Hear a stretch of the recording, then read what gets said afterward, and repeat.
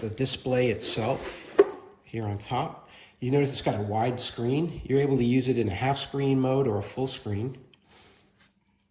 You've got the mounting base here, and this mounting base has double-sided tape to attach this to the dashboard of your vehicle. And then you've got a forward-facing camera that's built into the system. This can adjust up and down, and it can tilt so that you can get the right angle for a forward-looking camera. You've got ports here on the side. First one's a USB Type-C for power. And the second one is a rear camera connection. You could plug into there if you have a rear camera set up. You've got a compact flash card here for memory to make your recordings from your camera at the front.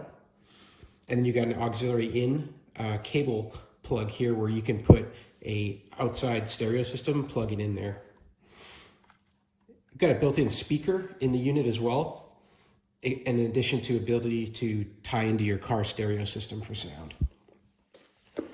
Other items in the box include your power cable. This has got a cigarette lighter plug with a USB connection to it as well, a 1 amp, 5 volt. And then USB-C on this side here, and this will be used to plug into the device and power it. You also get an auxiliary cable. This has got 2 of those mini jacks, so you can plug into the device and plug into a small player of some sort. And you get an owner's manual. Let's get this set up in my car and see how it works. Here in my vehicle, I've got the display mounted on the dash with the double-sided tape, and I've got the cord tucked around and going down here to where I have my cigarette lighter plug. And then you can see the cord right there, and as I push that in, it'll power up. I get that illuminated light here. And now the display starts to boot up.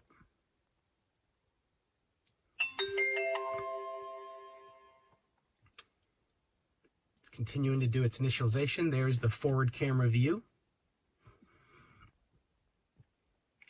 And now here I am in the overall configuration area.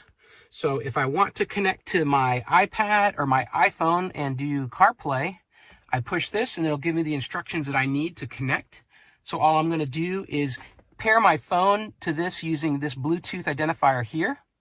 And then when I'm paired, I'm going to select to use CarPlay, and it's automatically going to connect.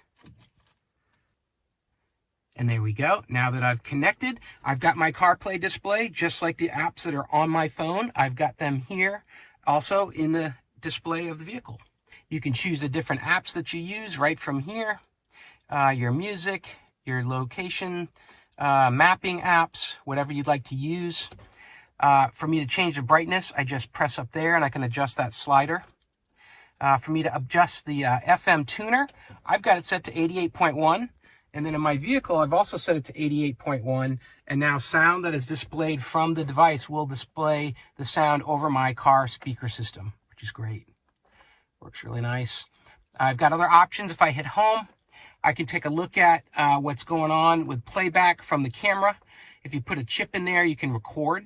So I could look at my front-facing camera, and if I connected a rear camera as well, I'd have access to that also.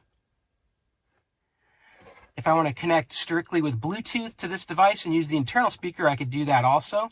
And then this here is your DVR, and this shows the forward-facing camera right here, shooting out the front, and you'd have the ability to play back that as well if you wanted to.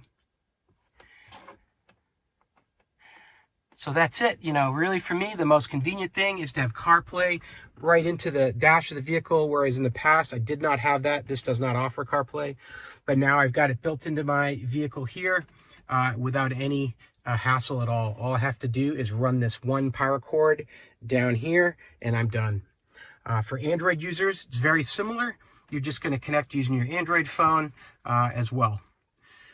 Hey, I hope this video was helpful. Hope this information was useful to you. And as always, I hope you have a great day.